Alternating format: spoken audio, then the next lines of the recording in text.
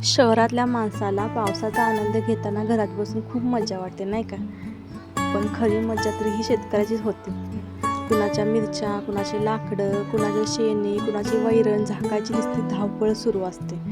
आणि यावेळी हसायचं का रडायचं हे आम्हाला समजत नाही. अशी अवस्था फार होऊन जाते. तर मुलांनी तर खूप एन्जॉय केला. त्यानंतर आलो होतो काजू मोडण्यासाठी. काजू वगैरे मोडल्या तर इतक्यात आहो म्हणाले काकांना सोडायसाठी आपण पण जाऊया. आणि काकांचं गाव पण तुला पाहिलं नाही तर तुला आज काकांचं गाव दाखवतो.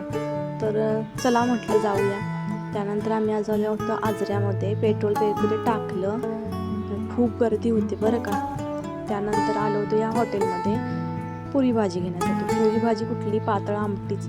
कसं पाहिजे लोक खातात आणि कसं पैसे मिळवतात काय की चवण्याचं. आलं होतं ह्या मॉलमध्ये. सगळ्या काही जुना बाजारात भरलेला होता, वापरलेले सगळे कपडे. त्यानंतर आम्ही त्यांच्या गावच्या नृसिंह देवाचे दर्शन घेण्यासाठी आलो होतो.